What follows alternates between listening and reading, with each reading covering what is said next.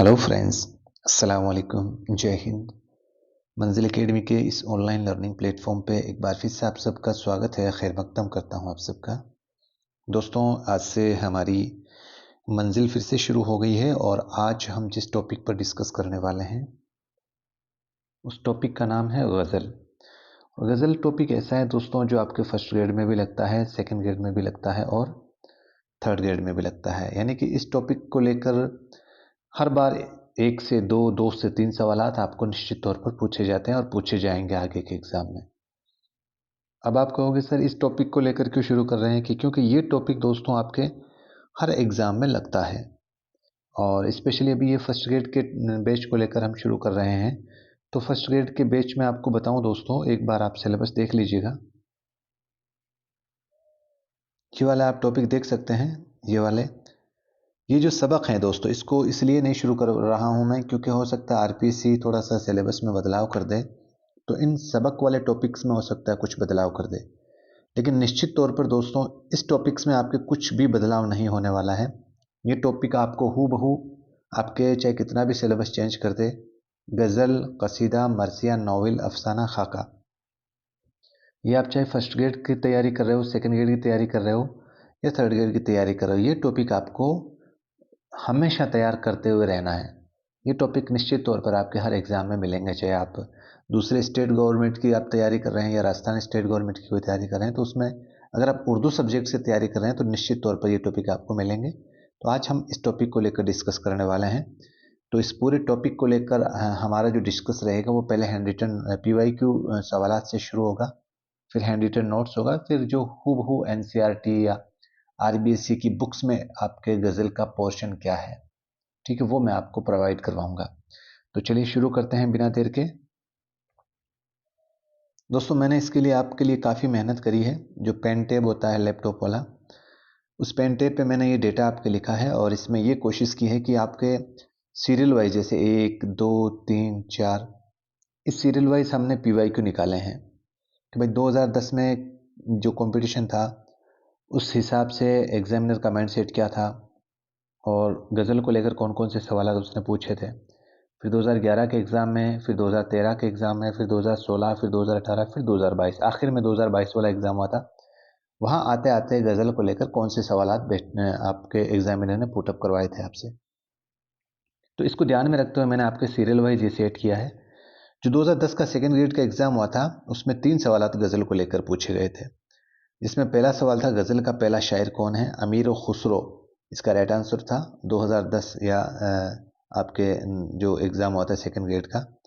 उसके बाद में दूसरा सवाल पूछा था गज़ल के पहले मिसरे को क्या कहते हैं, तो मतला इसका राइट आंसर था सेकेंड ग्रेड 2010 के एग्ज़ाम में। तीसरा सवाल था जिस गज़ल में रदीफ़ ना हो और सिर्फ काफिया हो तो उस गज़ल को क्या कहते हैं, तो उस गज़ल को गैर मुरद्दिफ़ कहते हैं। 2010 का सवाल था ये। तो 2010 में सेकेंड ग्रेड में कितने सवाल पूछे हैं? 3 सवालात पूछे हैं दोस्तों। फिर आगे बढ़ते हैं। 2011 का जो सेकेंड ग्रेड का एग्ज़ाम हुआ था उसमें गज़ल को लेकर फिर से 3 सवालात पूछे हैं। पहला सवाल है गज़ल की खुसूसियत क्या है, इर्तिक़ाई ख़याल। इर्तिक़ाई ख़याल का मतलब होता है किसी चीज़ की इर्तिक़ा करना, मतलब रचनात्मक ख़यालात। कोई बंदा होता है ना जिसके जो नई नई चीज़ों की रचना करता है, तो उसको लेकर इर्तिक़ाई ख़यालात की जो कशिश होती है वो गज़ल की खुसूसियत होती है। 2011 का सवाल था ये। गदर के बाद इन हाथ से गुजरने वाली सिनफ थी। गदर का मतलब 1857 की जो क्रांति हुई थी उसको गदर बोलते हैं। 1857 की क्रांति के बाद में इनहात का मतलब होता है कि सबसे ज़्यादा जो नुकसान जिस चीज़ को हुआ था, तो उस वक्त जो उर्दू इसनाफ की जितने भी किस्में चलती थी उसमें गज़ल एक ऐसी सिनफ थी जिसने 1857 के गदर के बाद में सबसे ज़्यादा नुकसान झेला था। तो ये सवाल अच्छा सवाल था 2011 के अंदर। गज़ल गोई से गैर मुताल्लिक़ कौन सी इस्लाह है, ये बड़ा डिफ़िकल्ट सवाल था बच्चे जो है, क्योंकि इसमें आपके यानी कि इन चारों ऑप्शनों के अंदर लफ्ज़ जो है वो मुश्किल दे दिए थे एग्जामिनर ने। बहुत अच्छा सवाल दिया था, बाकी अगर इनके लफ्ज़ों के मीनिंग को अगर हम समझते हैं तो बहुत आसान सवाल बन जाता है। इसने पूछा क्या है, गज़ल गोई से गैर मुताल्लिक़ पूछा। ये ध्यान देना दोस्तों, गैर मुताल्लिक़ यानी कि गज़ल ऐसे इन चारों ऑप्शनों में ऐसा कौन सा ऑप्शन है जो गज़ल से मुताल्लिक नहीं है, गज़ल से संबंधित नहीं है। समझ रहे हैं आप? नहीं पूछा है, गैर मुताल्लिक से इस्लाह पूछी है इसने। तो आपको सबसे पहले मुताल्लिक कौन सी इस्लाह है इन चारों ऑप्शनों में से, ये पहचानो आप। आपको नहीं पूछा है तो काफिया तो भाई बिल्कुल गज़ल से मुताल्लिक इस्लाह है, ये राइट आंसर है दोस्तों इसका। और इत्नाब का मीनिंग होता है दोस्तों किसी बात को मतलब तूल देना, किसी बात की तफसील बनाना, किसी बात को एक तरीके से बड़ा चढ़ाकर बयान देना, तफसील देना। और अजमाल का मतलब होता है खूबसूरती, हुस्न इश्क की बयानबाजी करके उसमें खूबसूरती पैदा करना। अबहाम का मतलब होता है मतलब पोशीदा, एक तरीके से उलझन में डालने वाला, छुपाकर कोई चीज़ बयान करना, उसमें कोई मतलब कहन जो लफ्ज़ों में जो बयान हो उसका मीनिंग जो है दूसरा अर्थ निकले। तो आप शेर, कोई भी शेर उठाकर देखेंगे ना किसी शायर का, तो उसका इशारा कुछ और होता है, उसकी शब्दावली कुछ और होती है, तो उसको बोलते हैं अबहाम। मतलब एक तरीके से डाउट में डालना कि यार ये किसके बारे में कह रहा है। समझ रहे हैं आप? तो यहाँ पर दोस्तों काफिया जो है वो गज़ल की बिल्कुल मुताल्लिक इस्लाह है। और गज़ल आपको पता है कि एक मुकम्मल इकाई है और उसमें किसी चीज़ को तूल नहीं दिया जाता, किसी चीज़ को के बारे में तफसील बयान नहीं की जाती है। ठीक है ना? तो इसके अंदर गज़ल को लेकर अगर आपकी गैर मुताल्लिक कोई इस्लाह पूछी जाती है तो वो ये आपका राइट आंसर हो जाएगा। भाई हुस्न और इश्क की बातें तो गज़ल में होगी होगी, ये तो इसी से संबंधित इस्लाह है। और अबहाम का मतलब पोशीदा, बिल्कुल आप गज़ल के अंदर आप देखना उसमें कोई ना कोई मतलब मकसद छुपा हुआ रहता है, कोई ना कोई उस शायर की नीयत उस शेर में छुपी हुई रहती है। तो ये भी इस्लाह इससे संबंधित है। काफिया तो है ही है। तो ये तीन जो है गज़ल से मुतालिक इस्लाह है, लेकिन इतनाब जो है वो गज़ल से गैर मुतालिक से नहीं। तो तीसरा ऑप्शन इसका सही हो जाएगा। यानी कि कहने का मतलब दोस्तों, ये जो 2012 आपके 11 का सवाल एग्जाम हुआ था, उसमें तीनों ही सवाल गज़ल के बहुत बेहतरीन सवाल थे दोस्तों, बहुत अच्छे सवालात बनाए थे उसने। ठीक है ना? क्योंकि गज़ल का बेसिक कॉन्सेप्ट वही मतला, मक्ता, काफिया, रदीफ, इसको लेकर सवालात पूछे जाते थे। लेकिन यहाँ जो एग्जामिनर था उसने गज़ल के पोर्शन से बहुत अच्छे सवाल उठाए थे। फिर बात करते हैं 2013 के सेकेंड ग्रेड एग्जाम की। तो वो सिनफ जिसके हर शेर का जुदागाना मतलब रखता है, यानी ऐसी कौन सी सिनफ है जिसका हर शेर जुदागाना मतलब हर एक शेर में उसका अलग मीनिंग हो, अलग हो, उससे पहले शेर का मतलब अलग होता है, दूसरे शेर का मतलब अलग होता है। तो ऐसी कौन सी सिनफ है उर्दू अदब के अंदर? तो वो गज़ल है। ये 2013 का सवाल था।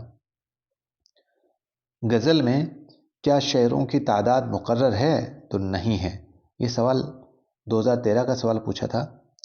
काफिया कब इस्तेमाल होता है रदीफ से पहले? ये भी 2013 का सवाल था। मतलब एवरेज सवालात थे गज़ल को लेकर, जिसका कॉन्सेप्ट क्लियर था वो तो ये सवालात आराम से कर लेगा। तो 2010, 11 और 13 तीनों में सेकंड ग्रेड में तो तीन तीन सवालात पूछे गए थे। अब बात करते हैं फर्स्ट ग्रेड की। फर्स्ट ग्रेड का 2011 का जो एग्ज़ाम हुआ था उसमें देखिएगा किस सिनफ सुखन में हुस्न इश्क का कसरत से जिक्र होता है। तो यहाँ पर 2011 का बेसिक सा सवाल था, गज़ल राइट आंसर हो जाएगा। उर्दू शायरी की सबसे मकबूल सिनफ कौन सी है? गज़ल। गज़ल का पहला शेर कौन सा होता है? मतला होता है। शेर का आखिरी हरफ क्या होता है? हरफ पूछा यहाँ पर। अगर ये पूछ लेता शेर का आखिरी हिस्सा जिसमें शायर अपना तखल्लुस इस्तेमाल करता है तो वहाँ पर मक्ता हो जाता, लेकिन इसने आखिरी हरफ पूछा। यहाँ पर कंफ्यूज करने के लिए ये हरफ शब्द दिया है, तो उसको क्या कहते हैं? उसको रदीफ कहते हैं। तो फर्स्ट ग्रेड का जो 2011 का एग्ज़ाम हुआ था उसमें गज़ल को लेकर बिल्कुल बेसिक बेसिक सवालात पूछे गए थे, क्योंकि उस वक्त इस लेवल का कंपटीशन था फर्स्ट ग्रेड के अंदर। तो यहाँ पर चारों सवालात के अंदर देखें तो फर्स्ट ग्रेड का 2011 का एग्ज़ाम हुआ था, उसमें 4 सवालात कुल गज़ल से एग्जामिनर ने पुटअप किए थे। फिर बात करें 2013 के एग्ज़ाम की, तो 2013 के अंदर भी दोस्तों आपके इसमें 4 सवालात फिर से एग्जामिनर ने पूछे हैं। फर्स्ट ग्रेड का जो एग्ज़ाम हुआ था ना 2013 वाला, पहला सवाल था उसमें गज़ल में मतला जैसा दूसरा शेर आता है उसे क्या कहते हैं? हुस्न मतला कहते हैं। शेर के मिसरे में बार बार जो लफ्ज़ आता है उसे क्या कहते हैं? उसे रदीफ कहते हैं। शेर में काफिया किस मुकाम पर आता है रदीफ से पहले 2013 में? और मानवी एतबार से शायरी की कौन सी सिनफ का हर शेर अपनी जगह एक इकाई की हैसियत रखता है? बहुत अच्छा सवाल था ये। मानवीय एतबार से शायरी की कौन सी सिन्फ का हर शेर अपनी जगह एक इकाई की हैसियत रखता है? तो इसका राइट आंसर हो जाएगा गज़ल। यानी कि कहने का मतलब आपके 2011 और 2013 इन दोनों एग्जामिन जो हुए थे, उन दोनों एग्जामों में चार चार सवाल गज़ल को लेकर पूछे गए थे। बहुत ज़्यादा सवाल होते हैं, 4 सवाल। फिर आगे बढ़ते हैं गज़ल को लेकर। 2015 का सेकंड ग्रेड का एग्ज़ाम हुआ था, उसमें 2 सवालात गज़ल से पूछे गए थे। गज़ल किस ज़बान का लफ्ज़ है? बिल्कुल आसान सा सवाल था, फिर भी बच्चे इसमें गलती कर जाते हैं। अरबी इसका राइट आंसर हो जाएगा। मक्ता किसे कहते हैं? गज़ल का आखिरी शेर, 2015। फिर बात करते हैं 2016 के अंदर सेकंड ग्रेड का जो एग्ज़ाम हुआ था, उसमें कौन कौन से सवालात पूछे गए थे जिसके हर शेर का मजमून अलग होता है। देखो आप इस सवाल को समझो, ये सवाल क्या था? जिसका हर शेर अपनी जगह एक इकाई की हैसियत रखता है। एक इकाई यानी कि उसका हर शेर अलग मजमून होता है। इकाई बात सवाल एक ही, लेकिन लफ्ज़ों में फेरबदल कर दिया उसने। और सवाल क्या पूछ लिया? जिसका हर शेर का एक मजमून एक अलग होता है, तो वो गज़ल होता है। अल्फाज का वो मजमुआ जिसे हर शेर के आखिर में दोहराया जाता है। तो इसका राइट आंसर हो जाएगा रदीफ। गज़ल का माखज़ क्या है? ये बहुत अच्छा सवाल था भाई। अब 2022 पे आते हैं भाई। 2022 में सेकंड ग्रेड में एक सवाल पूछा गया था, गज़ल का माखज़ क्या है? यानी कि गज़ल किससे ली जाती है? पहले गज़ल के जो शुरुआती स्टेप किस में देखने को मिलता है हमें? तो वो कसीदा का माखज़ माना जाता है। ये बिल्कुल बुक्स में से ये लाइन उठाई गई थी, एनसीईआरटी आरबीसी की बुक से। फिर बात करते हैं फर्स्ट ग्रेड की। फर्स्ट ग्रेड का जो लास्ट एग्जाम हुआ था, उसमें 2 सवालात गज़ल को लेकर पूछे गए हैं। तो कौन कौन से सवालात हैं? ऐसी नज़म जिसके अशार में न रब्त जिसके अशार में रब्त होना ज़रूरी है, मगर वज़न बहर मौजूर मतला की पाबंदी ना हो। ये आरपीसी ने बोनस दिया था दोस्तों। क्यों दिया था? क्योंकि यहाँ पर ये सवाल में जो ऑप्शन था वो गज़ल, रुबाई और 2 कसीदा, मसनवी, मरसिया और था शायद। ये चारों ही ऑप्शनों के बेस पे इस सवालात में ये जो ना टाइप मैंने अंडरलाइन कर रखा है, ये गलत टाइप हो गया, जिसकी वजह से आरपीसी ने इसमें बोनस दे दिया। अगर ये ना हटा देते हम, तो इस सवाल की जो कंडीशन जो हमसे पूछ रहा है, ऐसी नज़म जिसके अशार में रब्त होना ज़रूरी है और मगर वज़न, बहर, मौजू और मतला की पाबंदी हो, मौजू और मतला की पाबंदी हो, तो इसका राइट आंसर क्या माना जाएगा? गज़ल माना जाएगा। ये जो ना है ये गलत टाइप हुआ था उस पेपर में, इसलिए मैंने इसको अंडरलाइन करके आपको समझाया है कि ना अगर आता है तो वो गज़ल का ऑप्शन नहीं माना जाएगा। सवाल में ऐसी गलती से टाइप हो गया, जबकि वो पूछना क्या चाह रहा था कि भाई ऐसी कौन सी नज़म है जिसके अशार में रब्त का मतलब एक तरीके से जुड़ा हुआ, रब्त होना ज़रूरी है मगर वज़न, बहर, मौजू और मतला की पाबंदी हो। और दूसरा सवाल था, आसान सा सवाल था, इस्तिलाह में गज़ल के पहले शेर को क्या कहते हैं? मतला कहते हैं। बिल्कुल आसान सा सवाल था, रिपीटेशन हो गया इस सवाल का वापस। मैं इसीलिए दोस्तों पीवाईक्यू बहुत ज़रूरी सॉल्व करवाता हूँ टॉपिक वाइज। आप कोई भी पेपर उठा के देख लो, first grade, second grade, third grade का, लगभग यानी कि 10 सवाल के आसपास सवाल आपको रिपीट मिलते हैं। 10 सवाल के आसपास। 10 सवाल बहुत होते हैं दोस्तों। 10 से सीधे 20 नंबर की मार्किंग आपको कहाँ से कहाँ ले जाएगी, आप इमेजिन करें खुद। सेट का एग्ज़ाम हुआ था दोस्तों अभी 2022 में ही, लास्ट एग्ज़ाम आरपीसी का। बिल्कुल आसान सवाल था, गज़ल किस ज़बान का लफ्ज़ है? अरबी ज़बान का लफ्ज़ है। अब आप कहोगे सर ये दोनों सवाल तो रिपीट हो चुके हैं। देखो ये रहा, गज़ल किस ज़बान का लफ्ज़ है 15 में पूछा गया था, ठीक है। और मतला वाला ये देखिएगा,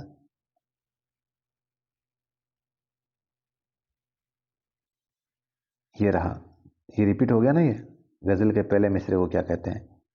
तो आरपीसी हमेशा रिपीटेशन के सवालों पर ज़रूर आपको 5 से 7 सालों पर मौका देती है कि आप दोबारा इन सवालों के आंसर दीजिए।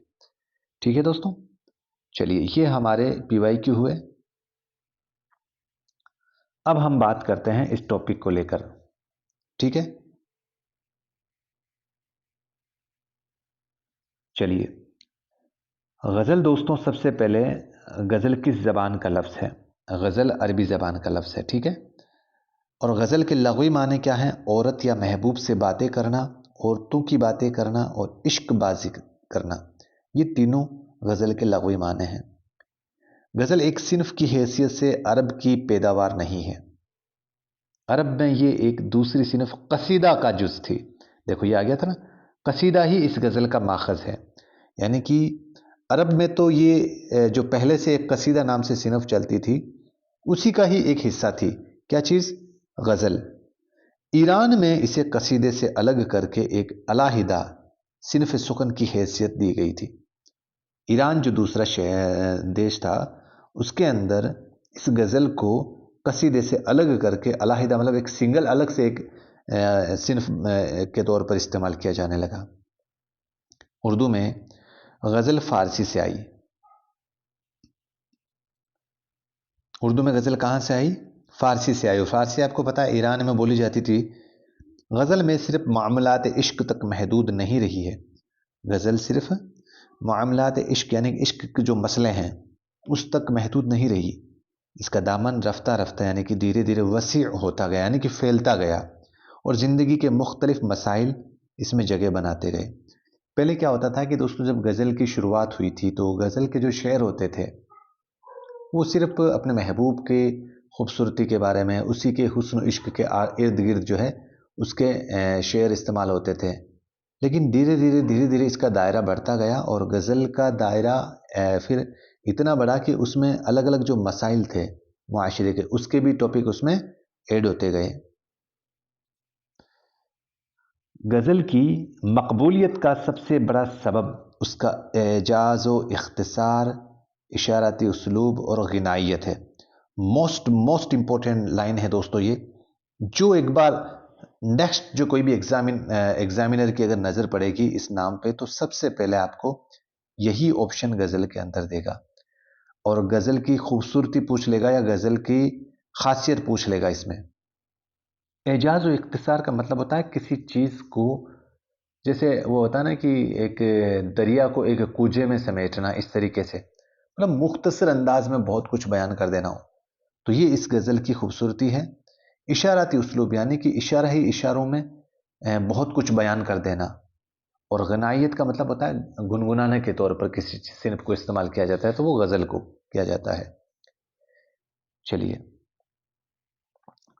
इंसानी जज्बातों और कल्बी वारदातों को कम से कम लफ्ज़ों में गज़ल में ही अदा किया जा सकता है। यानी कि इंसानी जो जज्बात होते हैं, किसी भी इंसान की जो फीलिंग्स होती है, जो कोई भावनाएं होती है, आप देखते हैं कि बहुत से ऐसे शायर हैं जिसके, जैसे राहत अली फ़तेह खान साहब, राहत इंदौरी साहब, सॉरी, तो राहत इंदौरी साहब के शब्दों को आप जब भी सुनते हैं, वर्तमान अभी क्योंकि अभी जस्ट कुछ समय पहले अभी कोविड के वक्त के दौरान उनका इंतकाल हो गया था, वो तेरे वो तुम्हारे बाप का हिंदुस्तान थोड़ी है, वो इस तरीके से मतलब वो एक भावनात्मक लगाव उनसे जुड़ा हुआ रहता है उनके शब्दों की। यहाँ पे मेरा मकान थोड़ी है, बहुत कुछ बयान किया जाता है, यानी कि कम शब्दों में बहुत कुछ बयान कर दिया जाता है। ये होता है एजाज व इख्तिसार। ठीक है। गज़ल की शायरी बुनियादी तौर पर इश्किया और गिनाइया होती है। ठीक है, गुनगुनाने के अंदाज में या इश्क मोहब्बत के अंदाज में ज़्यादातर इसकी बुनियाद होती है। गज़ल का हर शेर अपने आप में मुकम्मल इकाई होता है। ये जिसको मैं डार्क करते जा रहा हूँ दोस्तों, यहाँ से इस डार्क करने वाले पॉइंट को तो आप हूबहू डिट्टो अपने दिमाग में इसको स्कैन कर लीजिएगा। निश्चित तौर पर सवाल उठने की संभावना गज़ल से बेसिक से कॉन्सेप्ट है। कॉन्सेप्ट अगर आपके समझ में आ गया तो इन वर्डों को जो है, इन शब्दों को आप अपने दिमाग में बिठा लीजिएगा, कोई सवाल आपके गलत नहीं होगा। गज़ल की एक मखसूस हैयत होती है। ठीक है, एक तो एक मतलब तौर तरीका होता है गज़ल का। इसमें क्या क्या चीज़ होती है? इसमें मतला होता है, हुस्न मतला होता है, काफ़िया होता है और रदीफ़ की खास अहमियत होती है। तो मतला, हुस्न मतला, काफ़िया और रदीफ़ की खास अहमियत होती है। ये दोस्तों आप टेंशन ना लीजिए कि इतने छोटे लिखे हुए हैं। जिस क्वालिटी में हमने लिखा है वो क्वालिटी अब आप कितना भी जूम कर लीजिएगा, आपके इसमें क्वालिटी कम नहीं होगी, ये देख लीजिएगा। क्योंकि वो जो पेन टेप से लिखा है ना, उसका इतना फ़ायदा है कि आप अगर इस पेज को जितना जूम कर लेंगे ना, क्योंकि जो पेन मैंने कॉपी में जो लिख के, जो मेरा पुराना पैटर्न था, क्योंकि टाइप करने से बेहतर है हाथ से लिख के देखो, आपके भी अच्छा समझ में आएगा और आपको उस नोट्स को याद होने में और वास्तव में उस लेक्चर को देखने में आनंद आता है। ठीक है ना। इसलिए आपको ये मैं पेन टेप पर लिखकर आपके लिए इतनी मेहनत कर रहा हूँ मैं, ताकि आपको वो कॉन्सेप्ट समझ में आ जाए बिल्कुल, ठीक है। तो गज़ल के अंदर मतला, हुस्न मतला, काफ़िया और अदीब की बहुत ख़ास अहमियत होती है। चलिए, एक तगज़ुल वर्ड आता है, उसका क्या कहना है भाई, देखिएगा। अरब के शायर अपने अशआर में अपनी माशूकाओं की तारीफ़ करते हैं, अपनी प्रेमिकाओं की तारीफ़ करते हैं, या उनके हुस्न इश्क की बातें करते हैं, या उनके हुस्न जमाल की बातें करते हैं, या उनकी मोहब्बत में अपने दिली जज्बात का इजहार करते हैं। तो ये अमल उनका क्या कहलाता है, तगज़ुल कहलाता है। आसान सा पॉइंट है इसमें। अरब जो शायर है ना, अरब, सऊदी अरब या खाड़ी देश जो होते हैं उनके रहने वाले, वो लोग क्या करते हैं, अपनी माशिकाओं के लिए उनकी तारीफ़ में, उनकी खूबसूरती की बातें करते हैं, उनकी मोहब्बत में अपने जो खुद के जज्बात होते हैं, खुद की जो फीलिंग्स होती है, वो अगर ये बयान करते हैं, तो ये अमल जो है क्या कहलाता है, तगज़ुल कहलाता है। ये एक एक पॉइंट बहुत इंपॉर्टेंट है। यहाँ से दोस्तों सवाल अगर निकलने की संभावना गज़ल में अब जो बची है वो यहाँ से है। गज़ल का सबसे अच्छा शेर कौन सा जो होता है, उसको क्या कहते हैं? उसको बैतुल गज़ल कहते हैं या शाह बैत कहते हैं। ये दोनों वर्ड जो हैं आप याद कर लीजिएगा, बैतुल गज़ल या शाह बैत। सबसे अच्छा शेर, सबसे अच्छा। तो आप यहाँ से इसको याद कैसे करें? सबसे अच्छा मतलब बहुत अच्छा, सबसे अच्छा मतलब बहुत अच्छा। तो बहुत से बैतुल गज़ल याद रह जाएगा आपको, बहुत से बैतुल गज़ल, ठीक है। इसमें भी शाह बैत, बैत का मतलब बहुत। आप मीनिंग नहीं बता रहा हूँ ये मैं, बैत का मीनिंग बहुत नहीं होता है। बैतुल गज़ल यानी कि गज़ल का सबसे अच्छा जो शेर होता है उसको क्या कहते हैं, बैतुल गज़ल कहते हैं। तो आप अगर ये वर्ड भूल जाए ना, तो आप सिर्फ बैत से बहुत याद कर लें, यानी कि बहुत अच्छा जो शेर होता है सबसे गज़ल का, उसको बैतुल गज़ल कहते हैं। गज़ल की खुसूसियत क्या है? इर्तिक़ाई ख़याल। ये देखो डिट्टो लाइन एग्जामिनर ने पूछी थी और मैंने इसको अपने नोट्स में इसलिए डाला है, ये आपके आरबीसी की बुक्स में दिया हुआ अभी, और कहाँ दिया हुआ मैं भी आपको दिखाऊंगा। तो वो बुक्स जो एनसीईआरटी आरबीसी की बुक्स में जो गज़ल का पोर्शन है, मैंने हूबहू डिट्टो पेज आपको पीडीएफ देना है आपको, ठीक है। फारसी ज़बान में गज़ल का माना क्या है? सुख्न बयार गुफ्तन, सुख्न बयार गुफ्तन। मैंने कहीं पे दूसरे स्टेट के कोई सेट एग्ज़ाम में देखा था, ये सवाल पूछा था, सुख्न बयार गुफ्तन का मतलब क्या है? यार के साथ बातचीत या कलाम करना, यार के साथ बातचीत या कलाम करना। तो इसका ये किसका माना है? ये गज़ल का माना है, ठीक है। यहाँ पर उर्दू में गज़ल गोई की शुरुआत मानी जाती है, उर्दू में गज़ल गोई की शुरुआत किससे मानी जाती है? अमीर खुसरो से। और उर्दू का सबसे पहला साहिब दीवान शायर कौन सा है? ये कुली कुतुब शाह है। ये ध्यान रखना दोस्तों, कुली कुतुब शाह। उर्दू को बाकायदा तौर पर एक काबिल कबूल सिन्फ की हैसियत अता करने वाले कौन हैं? काबिल कबूल सिन्फ की हैसियत से अता करने वाले कौन हैं? वली दक्किनी हैं, जिनको उर्दू गज़ल गोई में बाबाए आदम के लक़ब से जाना जाता है। बाबाए आदम, उर्दू के अंदर, उर्दू गज़ल गोई में बाबाए आदम के लक़ब से जाना जाता है, ठीक है। और शुमाली हिंद में पहला साहिब दीवान शायर कौन है? नवाब सदरुद्दीन मोहम्मद खां फ़ाइज़ दहलवी, ये इनका पूरा नाम है। नवाब सदरुद्दीन मोहम्मद खां फ़ाइज़ दहलवी, ये इनका पूरा नाम है। तो याद रखिएगा, तीनों कॉन्सेप्ट क्लियर हो गए। उर्दू का सबसे पहला, फिर दक्किन में, और फिर शुमाल में, तीनों कॉन्सेप्ट आ गए इसमें। और उर्दू गज़ल में सबसे पहले अंग्रेज़ी ज़बान के अल्फाज इस्तेमाल करने वाले कौन हैं? इंशाअल्लाह खाइंशा। दोस्तों डेप्थ में अगर कोई सवाल पूछा जाएगा तो यहां से बाहर नहीं जाएगा आपके, ठीक है। चलिए, उर्दू गज़ल में उरूज का दौर 18वीं सदी के आगाज़ में रहा और उर्दू गज़ल का इनकलाबी दौर 19वीं सदी का दौर रहा। बहुत अच्छा सवाल है दोस्तों। देखो, उरूज का मतलब होता है एक तरीके से परवान चढ़ते वक्त, ऊंचाइयां, ऊंचाइयों पर चढ़ने वाला जो दौर था वो 18वीं सदी का दौर था। और उर्दू गज़ल का इनकलाबी दौर मतलब जैसे जब 1857 की गदर के लिए शेर और शायरी का जो मौजू हो गया था, वो उस क्रांति को लेकर वो एक इनकलाब का दौर था, देश जो है आज़ादी चाहता था। तो वहाँ पर शोराए किराम ने भी ऐसे ऐसे शेर कहे जिससे इनकलाब पैदा हो। तो वो दौर कौन सा होता है? 19वीं सदी का। मुझे लग रहा है दोस्तों अब जो डेप्थ में सवालात बनेगा गज़ल को लेकर, सबसे ज़्यादा प्रबल संभावना यहाँ से है, सबसे ज़्यादा, क्योंकि वो एक बेसिक कॉन्सेप्ट था। पहला शेर मतला, आखिरी शेर मक्ता, और बिना रदीफ की गज़ल तो गैर मुरद्दिफ, वो एक बेसिक कॉन्सेप्ट था वो। अब गज़ल चीज़ क्या है आखिर? शोराए किराम ने गज़ल को लेकर क्या क्या पॉइंट आपके सामने रखे थे, तो वो अब डेप्थ में जाएगा ना, तो ये वाली लाइनें जो है वह यहां से सीधा सीधा फैक्चुअल सवाल आपसे उठा लेगा। उर्दू गज़ल को बेवक्त की रागनी किसने कहा है? अल्ताफ हुसैन हाली साहब ने कहा है उर्दू गज़ल को बेवक्त की रागनी। बेवक्त यानी कि बिना वक्त की, और बिना वक्त का मतलब जिस जो याद कैसे रखें इसको?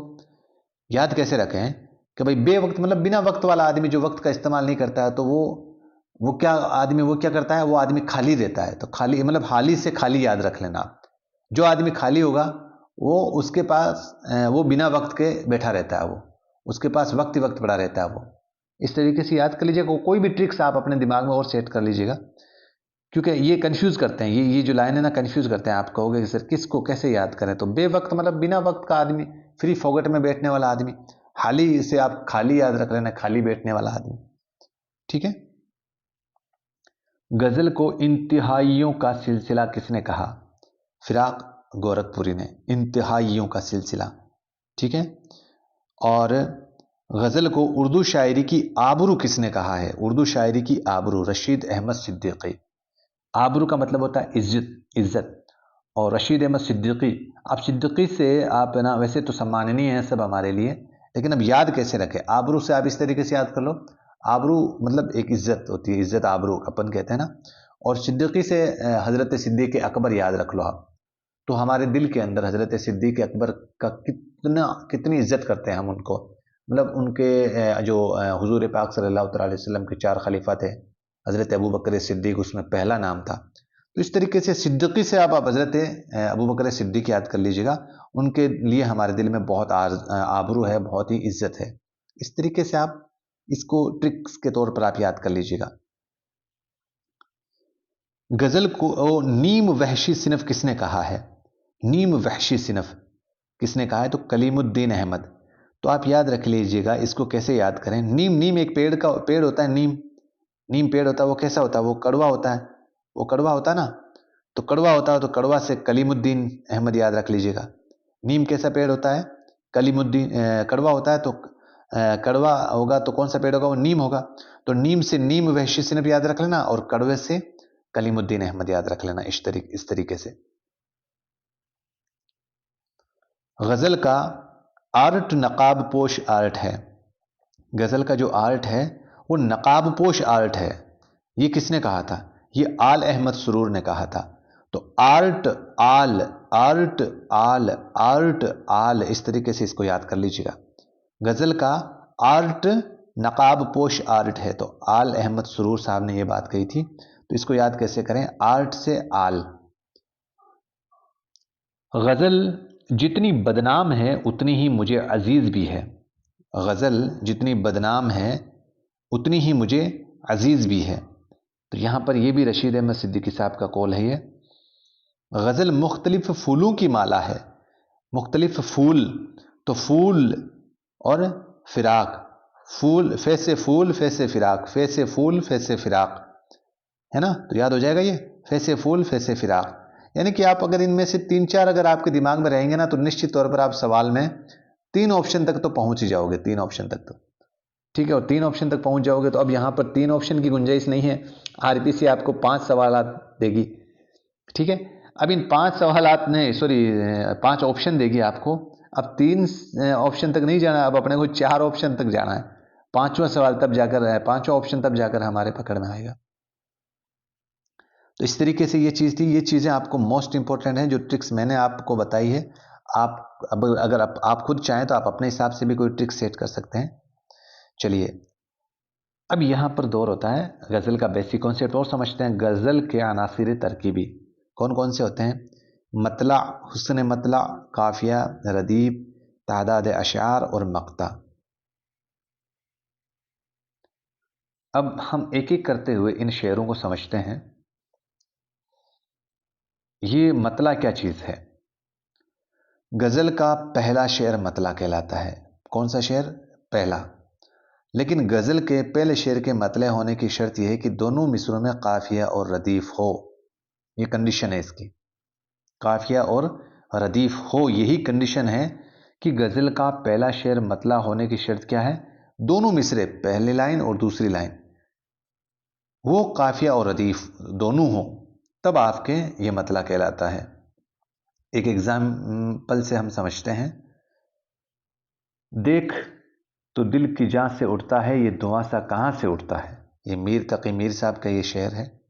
तो यहां पर इस चीज को पहले यहां समझें कि काफिया क्या चीज है और रदीफ क्या चीज है। इस शेर को समझें, ठीक है। काफिया के पीछे हमेशा रदीफ रहेगा, एक चीज ध्यान रखना आप, आगे काफिया रहेगा। अगर आप उसमें जाओगे ना, अली बे ते से, तो उस ट्रिक्स में तो आप गलत हो जाओगे, क्योंकि उसमें तो रे पहले आता है और काफ बाद में आता है। यहां पर वो ट्रिक नहीं लगानी है। यहां तो ये समझिएगा कि काफिया आगे होगा और उसके पीछे रदीफ आएगा। कैसे?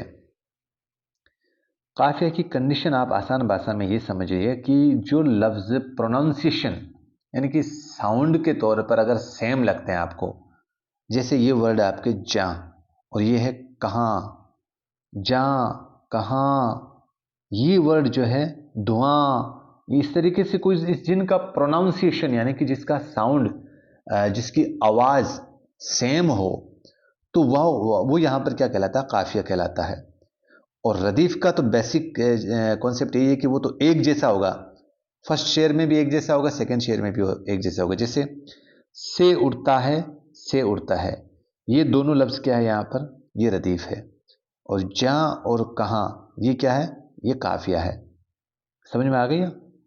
यानी कि जिसका प्रोनाउंसिएशन सेम हो, जिसकी आवाज, जिसका साउंड, जिसकी शब्दावली सेम, भले ही मत उसका साउंड जो है, जैसे गुलिस्तान, बोस्तान, इस तरीके से जो ये ता ता साउंड आ रहा है ना, ये सेम हो, तो वहां पर काफिया कहलाता है। ठीक है। और रदीफ का तो बिल्कुल आसान है ही है, ये सेम वर्ड जो है लास्ट में, ये रदीफ होता है। दोस्तों एक एग्जांपल से और समझते हैं।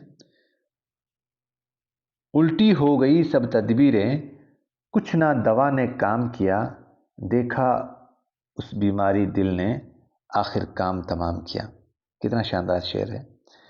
तो यहां पर देखो, काम तमाम, ये इसका प्रोनाउंसिएशन एक जैसा है कि नहीं है, तो यहां पर ये क्या हो गया, काफिया हो गया। किया, किया सेम वर्ड है, लिखित रूप में भी सेम ही एक जैसा दिखाई दे रहा है, तो यहां पर ये क्या हो गया, रदीफ हो गया ये दोनों वर्ड। काम, ताम, या जाम यहां पर आ जाता वर्ड, ठीक है ना, या राम आ जाता वर्ड। तो यहां पर प्रोनाउंसिएशन के हिसाब से जो वर्ड सेम होते हैं वो काफिया कहलाता है। और रदीफ की कंडीशन यही रहती है कि रदीफ क्या करता है, ये यहां पर काफिया आगे रहेगा, रदीफ इसके पीछे ही रहेगा, पहले काफिया आएगा फिर रदीफ आएगा, ये इस चीज का ध्यान रखना आप। ठीक है, चलिए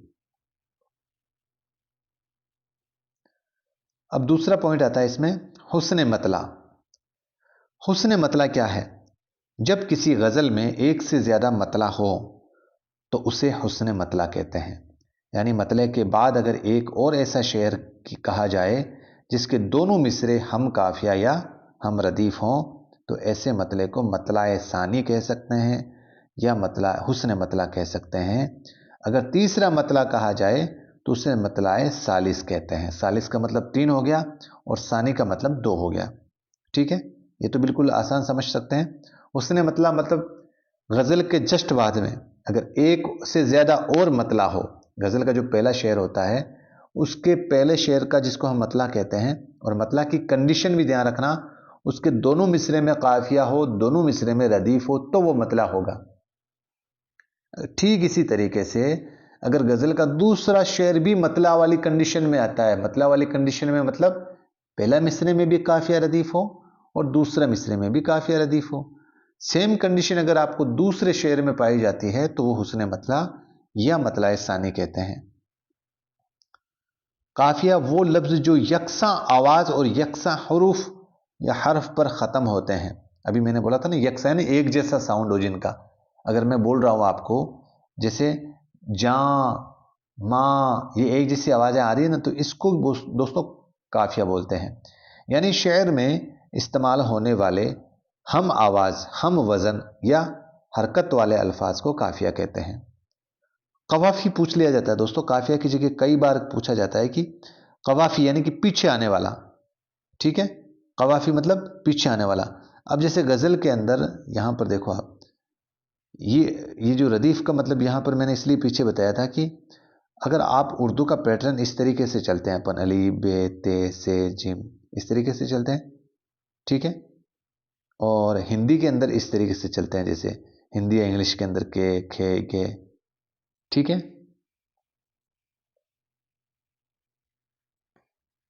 तो इस पैटर्न पे देखें तो दोस्तों पहले काफिया आ गया भाई, अभी हमने शेर देखे थे, जैसे ये एक एग्जाम्पल भी देखो, गजब किया तेरे वादे का एतबार किया, तमाम रात कयामत का इंतजार किया।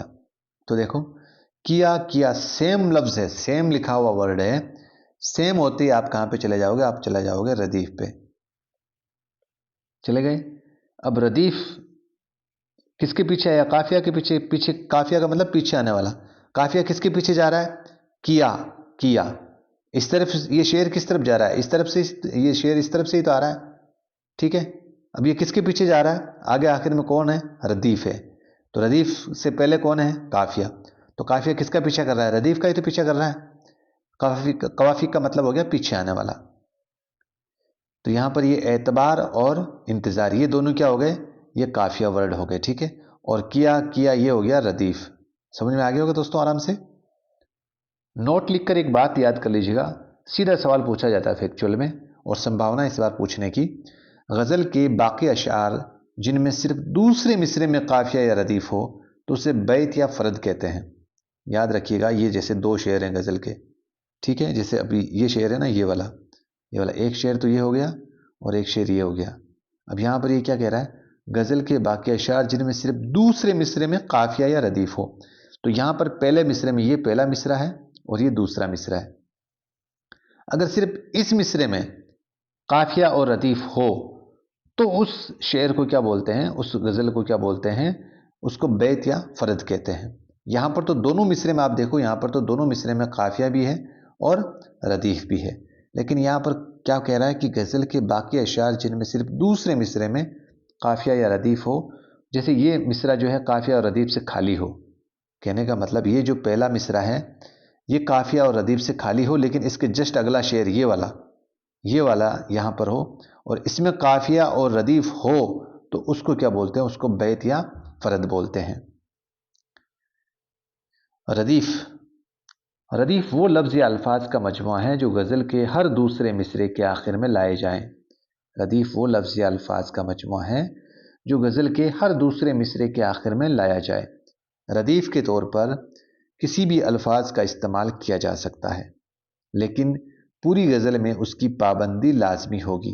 अशार में काफिया के बाद जो लफ्ज़ दोहराए जाते हैं उन्हें रदीफ कहते हैं। दिले नादा तुझे हुआ क्या है, आखिर इस दर्द की दवा क्या है।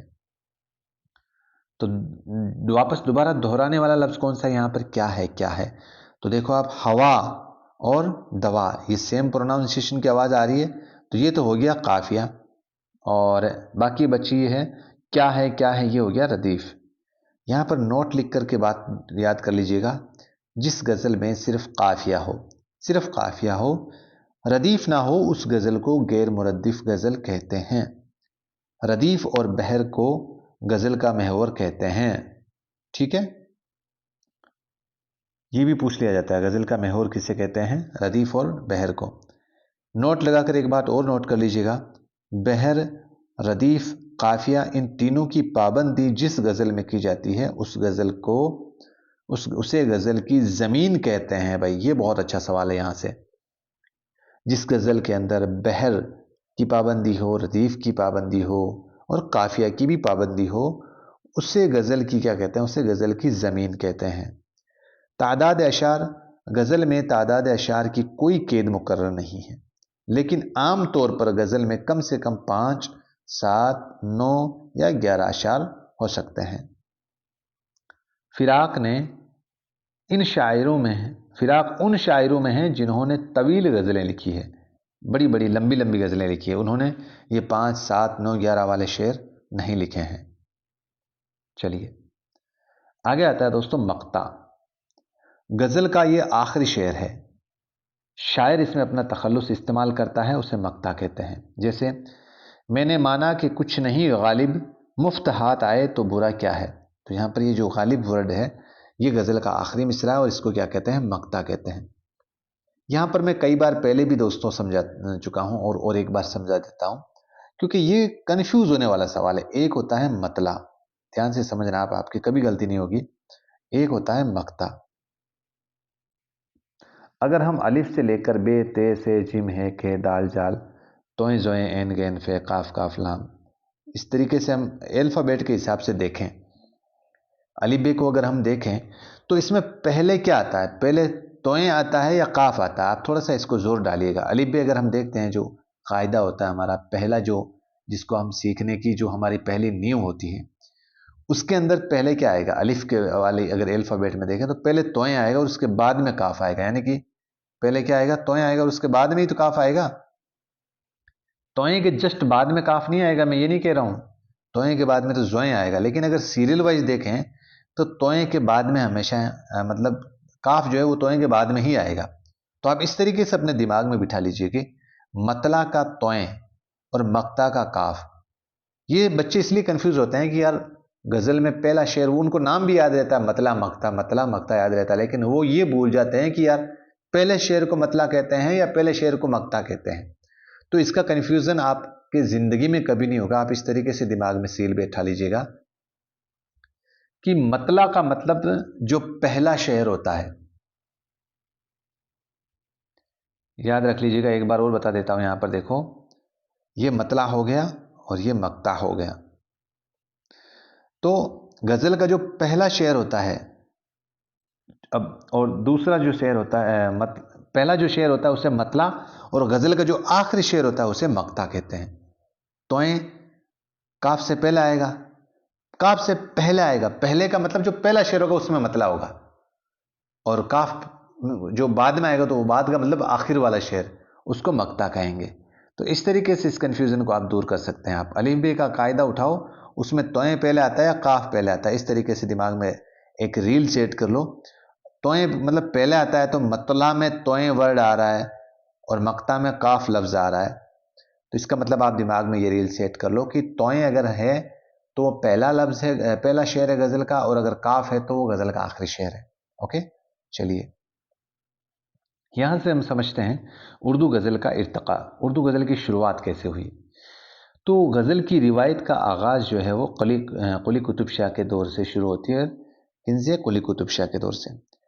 गजल की उस रिवायत को मुस्तहकिम यानी कि पुख्ता या मजबूत बनाने का काम जो है वो किसने किया था? वली दक्किनी ने किया था।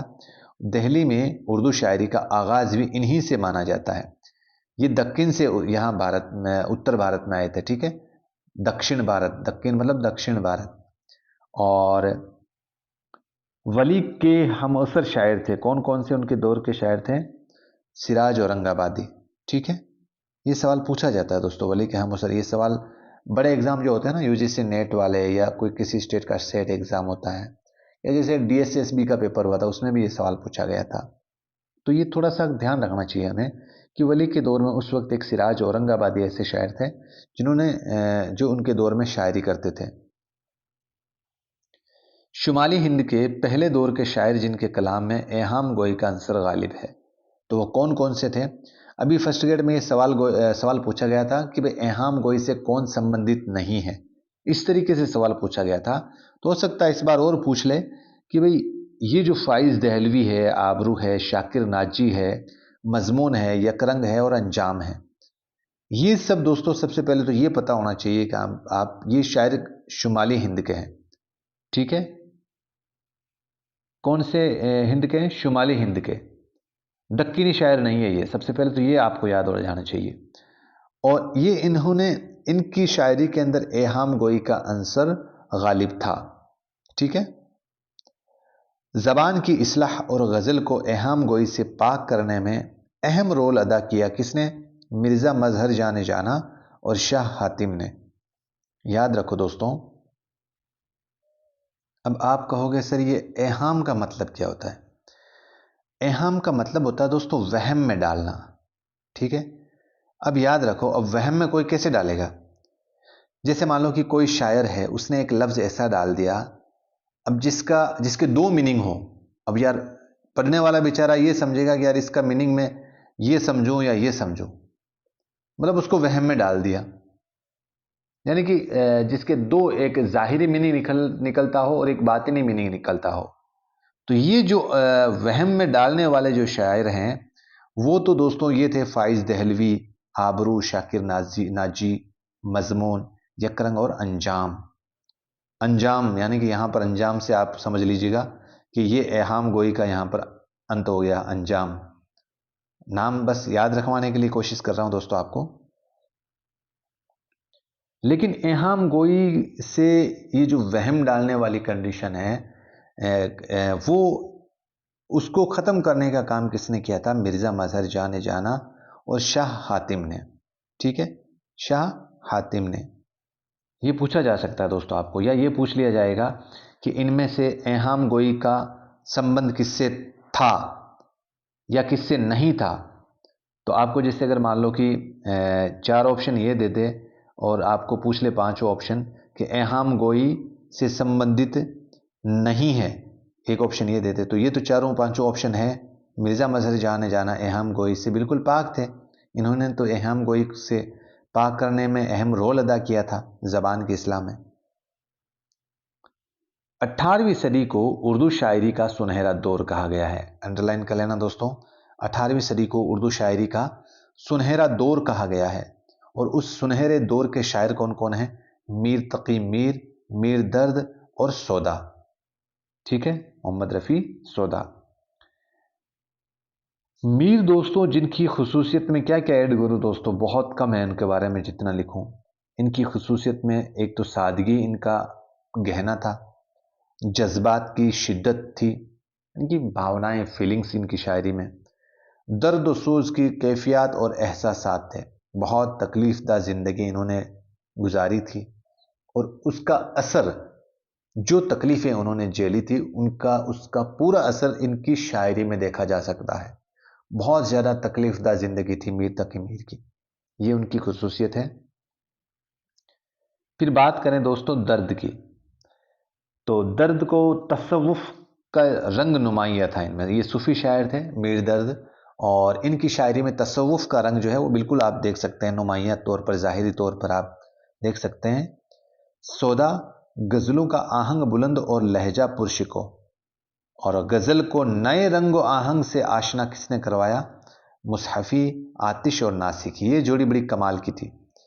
ये आपस में एक दूसरे का मतलब इतना ज़्यादा अटैचमेंट था इनका, ये इनके बारे में लिखते थे, ये इनके बारे में लिखते थे। इतना मतलब इनका मोहब्बताना भी अंदाज कह सकते हैं आप, लेकिन लेखन को लेकर भी इनके एक दूसरे का मतलब एक विपक्ष की भूमिका में थे ये दोनों।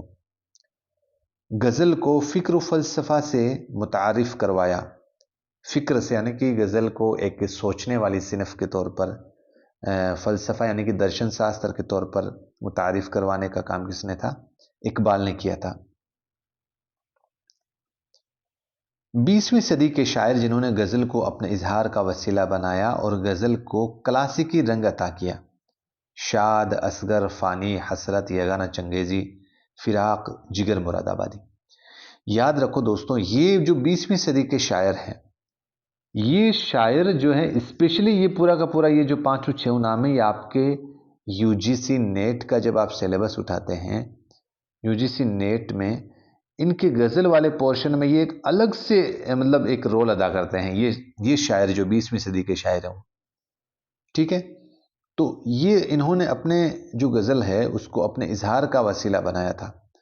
किसी बात को जाहिर करना है, किसी बात को पेश करना है, किसी बात को कहना है, इजहार करना है, तो उस बात के लिए उन्होंने गज़ल लिख दी। ठीक है, तो ये इस तरीके से 20वीं सदी के शायर हैं। कौन कौन है? शाद अजीम आबादी, शाद अजीम आबादी और असगर गोंडवी, फ़ानी बदायूनी, हसरत मोहानी, यगाना चंगेज़ी, फ़िराक़ गोरखपुरी और जिगर मुरादाबादी।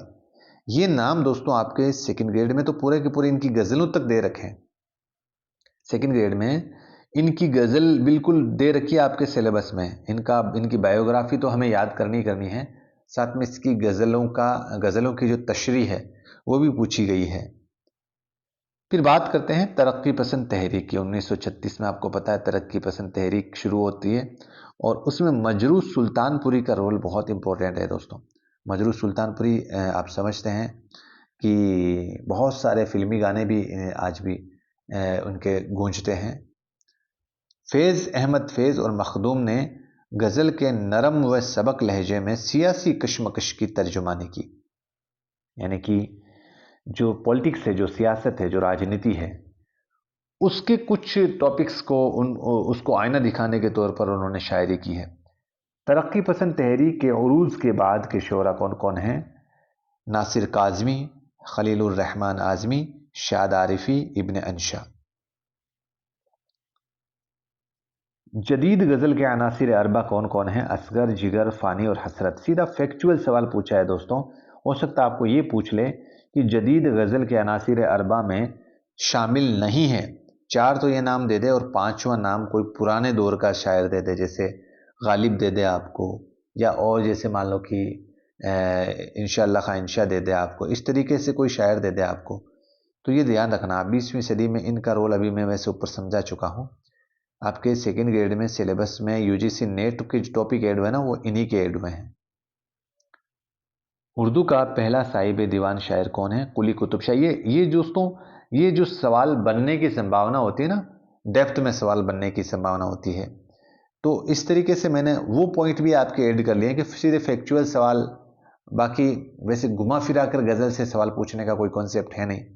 ज़्यादातर संभावना काफिया रदीफ में से आप अगर उसका कॉन्सेप्ट समझते हैं तो सीधा बस प्रोनाउंसिएशन पकड़ लो उसका, और उसका गज़ल का आखिरी जो रदीफ वाला पोर्शन है जिसमें वर्ड सेम हो, वो पोर्शन अगर आपके समझ में आ गया तो उसमें से गलती होगी नहीं आपके। फिर बाकी बचता है गज़ल के पोर्शन में से फैक्चुअल सवाल का। तो फैक्चुअल सवाल इस तरीके से बनते हैं।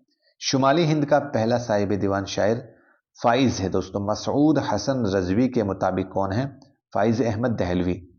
तो याद रखिएगा दोस्तों, उर्दू अदब का तो पहला साहिब दीवान शायर कुली कुतुब शाह है, और शुमाली हिंद का पहला साहिब दीवान शायर फ़ाइज़ दहलवी है। किसके मुताबिक? मसऊद हसन रज़वी के मुताबिक। और फ़ारसी गज़ल का पहला साहिब दीवान शायर कौन है? रूद की। और उर्दू गज़ल के अव्वलीन नक़ूश मिलते हैं किसमें? कलाम अमीर खुसरो में। तो यहाँ पर कन्फ्यूज़ नहीं होना आपको, चारों चीज़ें अलग अलग है। आपको सवाल पूछा क्या गया है अभी पुराने पेपर में, अभी मैंने देखा था ना, उर्दू के सबसे पहले उर्दू नाम आ गया, उर्दू गज़ल के सबसे पहले शायर किसको माना जाता है? अमीर खुसरो के कलाम को। फ़ारसी का रुदकी को, शुमाली हिंद का फ़ाइज़ को, साहिब आपके पहला साहिब दीवान शायर कुली कुतुब शाह। इस तरीके से एक दिमाग में आपके चैप्टर बन जाना चाहिए अलग अलग, कि भाई शुमाली हिंद अलग आ गया, यानी उत्तर भारत अलग आ गया, पूरे संपूर्ण सबसे पहला उर्दू का शायर, सबसे पहला साहिब दीवान शायर तो कुली कुतुब शाह आ गया। फारसी का पूछ ले तो रुदकी आ जाएगा, और उर्दू गज़ल का पूछ ले तो कलाम अमीर खुसरो आ जाएगा।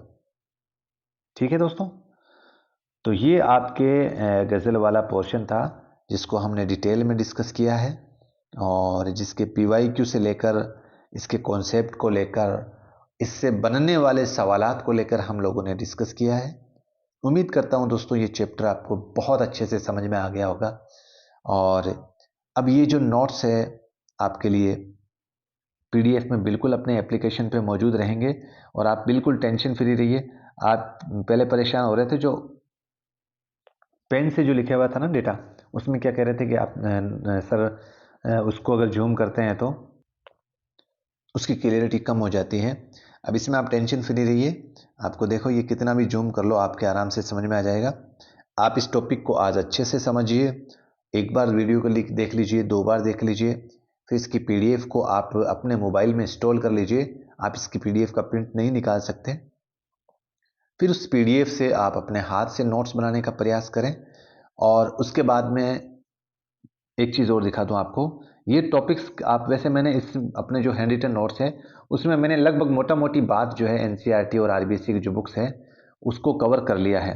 फिर भी मैं आपके गज़ल को लेकर जो भी कॉन्सेप्ट है कोई बच जाता है तो उस जो PDF है जो किसकी NCERT और RBC की बुक में जो जो चैप्टर है गज़ल को लेकर, वो मैं PDF के तौर पर आपको दिखाता हूँ। ये देखिएगा, ये एनसीईआरटी की बुक्स आपके लिए लाया हूँ मैं। उर्दू अदब की इस बुक का नाम है उर्दू अदब की इसनाफ को लेकर। उसमें ये आपके गज़ल वाले टॉपिक को बिल्कुल दिया गया है और उसमें मैंने कुछ अंडरलाइन भी किए हैं जहाँ से सवालात पुट अप किए गए हैं। ये बुक्स आ गई और फिर इसके बाद में देखो, यहाँ से एक गज़ल का चैप्टर और शुरू होता है आपके, ये वाला यहाँ से। ये एक बुक्स में और एक चैप्टर दिया हुआ है आपके एनसीईआरटी अरबिक सी के बुक्स में। और फिर इसके बाद में देखते हैं दोस्तों, गज़ल को लेकर ये रहा।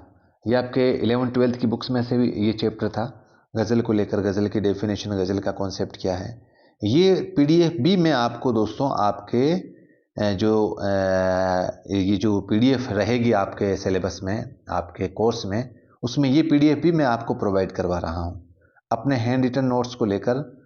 अब आपको इन नोट्स को देखने की ज़रूरत नहीं है। वैसे मैं ये हैंड रिटन नोट्स आपको जो पुराने मेरे हाथ से लिखे हुए थे ना, पेन से, उसको लेकर वैसे मैंने अलग बनाने का प्रयास किया है पेन टेप पर, लेकिन फिर भी ये नोट्स अब आपके पास में रहेंगे, कोई दिक्कत नहीं है।